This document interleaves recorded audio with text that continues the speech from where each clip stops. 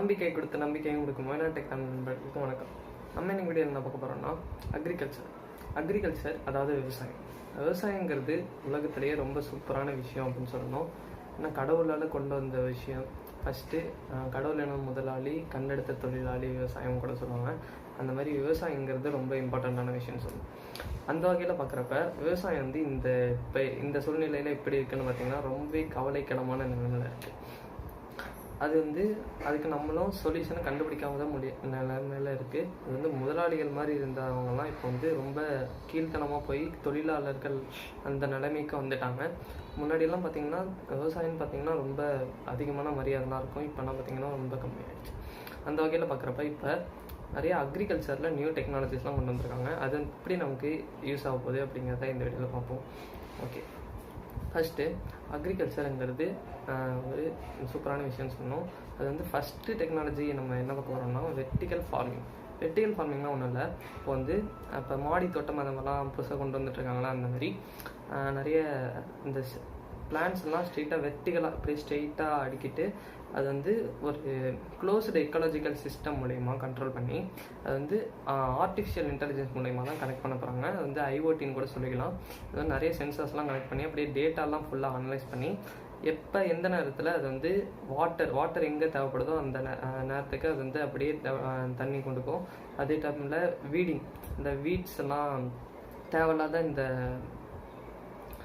களைகள்லாம் சொல்லுவோம்ல, இந்த களைகள்லாம் அது ஈஸியாக எடுத்துரும். அதுக்கப்புறம் பார்த்தீங்கன்னா எப்போ சீட் போடணும், இப்போ அதெல்லாம் அனலைஸ் பண்ணி போட்டுறக்கூட ஒரு டெக்னாலஜின்னு சொல்கிறாங்க. அது வந்து க்ளோஸ்டு அக்ரிகல்ச்சர் சிஸ்டம் சொல்லியிருந்தாங்க. அது வந்து CAS அந்த மாதிரிலாம் கூட போட்டிருந்தாங்க. அது வந்து ரொம்பவே ஒரு நல்ல விஷயம்னு சொல்லலாம். இந்த டெக்னாலஜி வந்து நம்ம இன்ஜினியர்ஸ் ஆன நம்ம வந்து இப்போ வந்து வேர்ல்டு பாப்புலேஷனில் நம்பர் 2 இருக்க பாப்புலேஷன் வந்து இந்தியான்னு சொல்லலாம். இந்த இந்தியாவில் நிறைய இன்ஜினியர்ஸ் தான் அதிகமாக இருக்காங்க. இப்போ இன்ஜினியர்ஸ்லாம் ஃபுல்லாக சேர்ந்து ஒரு இந்தியாவில் இருக்க எல்லா இன்ஜினியரும் சேர்ந்தாலே இந்த உலகத்தை சும்மா சாதாரணமாக முடிச்சுட்டு போயிடலாம். அந்த மாதிரி இருக்குது நம்மளோட நிலைமை. இப்போ வந்து நம்ம முயற்சி பண்ணோம்னா எல்லாமே நடக்கும். இப்போ வந்து எல்லாரும் சேர்ந்து ஒரு குரூப்பாக ஃபார்ம் ஆகி இப்போ அவங்க என்ன டெக்னாலஜி இம்ப்ளிமெண்ட் பண்ணலாம், அந்த மாதிரி ஒரு புது கம்பெனி இன்ட்ரடியூஸ் பண்ணி அவங்களே புது டெக்னாலஜி இனோவேஷன் கொண்டு வரணும். அதே மாதிரி பார்த்திங்கன்னா இந்த மாதிரி EEE அந்த மாதிரி ஒவ்வொரு டிபார்ட்மெண்ட்டும் தனித்தனியாக பிரிஞ்சு போய் ஒரு குரூப்பாக சேர்ந்து ஒவ்வொரு குரூப்லேயும் ஒவ்வொரு இதுலேயும் என்ன டெவலப்மெண்ட் கொண்டு வரலாம், அதே கவர்மெண்ட்டோட சேர்ந்து இணைஞ்சு டெவலப் பண்ணாங்கன்னா ரொம்ப சூப்பரான விஷயமா நம்ம இந்தியா மாறும். வந்து செம்ம கண்ட்ரியாக மாறும்னு சொல்லலாம். ஓகே, அந்த வகையில் ஃபஸ்ட்டு வெர்டிக்கல் ஃபார்மிங் சொல்லியிருந்தேன். அது வந்து ஆர்டிஃபிஷியல் இன்டெலிஜென்ஸ் மூலமா நிறைய சீடிங் நிறைய இதெல்லாம் கொண்டு வந்து ஒரு நல்ல ஒரு கெப்பாசிட்டி உள்ள ஒரு ஃபார்மிங்கை கொண்டு வரலாம் அப்படின்னு சொல்லியிருந்தாங்க.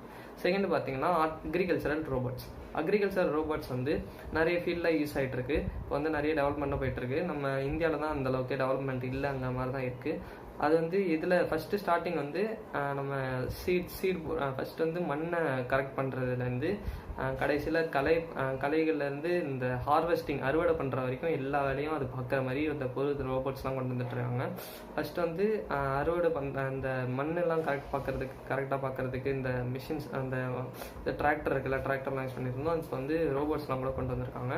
அதே மாதிரி அதுக்கடுத்து சீடிங் பண்ணுறதுக்கு ஒரு ரோபோட்ஸ், அதுக்கப்புறம் அந்த களைகள்லாம் பறிக்கிறதுக்கு ஒரு ரோபோட், அந்த மாதிரி அந்த கடைசியில் அறுவடை பண்ணி முடிக்கிறதுக்கு ஒரு ரோபோட். இந்த மாதிரி அக்ரிகல்ச்சர் ஸ்டார்டிங் டு எண்ட் வரைக்கும் எல்லா ப்ராசஸும் பண்ணுறதுக்கு ரோபோட்ஸ்லாம் நிறைய டெவலப்மெண்ட் ஆகிட்டு இருக்கு. அதே மாதிரி நம்மளும் அந்த ப்ராசஸில் போயிட்டே இருக்கணும். ஏன்னா லைஃபுங்கிறது ஒரு ரேஸ் மாதிரி தான். இப்போ வந்து நம்ம டெக்னாலஜி வேர்ல்டே ரொம்ப இன்ஜினியரிங் வேர்ல்டே ரொம்ப ரேசிங்கில் தான் போயிட்டுருக்கு. நம்ம வந்து ரேஸில் நம்ம கலந்துக்கலன்னா கடைசியில் கண்டிப்பாக ஃபெயில் ஆகும் அப்படிங்கிறது நமக்கு தெரியும். அதனால் இப்போ என்னென்ன டெக்னாலஜிலாம் எல்லாம் வருதோ அந்த டெக்னாலஜிலாம் நம்ம தெரிஞ்சுக்கிட்டு உடனே நம்ம இம்ப்ளிமெண்ட் பண்ணிக்கிட்டே இருக்கணும். ஓகே, இந்த மாதிரி நிறைய EEE மெக்கானிக்கல் சிவில் இந்த மாதிரி என்னென்ன பிரான்ச் இருக்கோ எல்லாம் ஒரு குரூப்பாக சேர்ந்து புதுசாக டெக்னாலஜி இம்ப்ளிமெண்ட் பண்ணுறது ஒரு சூப்பரான விஷயம். அது கவர்மெண்ட்டுக்கிட்ட நான் கொஞ்சம் கேட்டுக்கிறேன். அது கொஞ்சம் ஹெல்ப் பண்ணிங்கன்னா ரொம்ப சூப்பராக இருக்கும். இப்போ எலெக்ஷன் வர வரும்போது கொஞ்சம் ஏதாவது ட்ரை பண்ணி பார்த்தீங்கன்னா ரொம்ப சூப்பராக இருக்கும். ஓகே, நன்றி, வணக்கம்.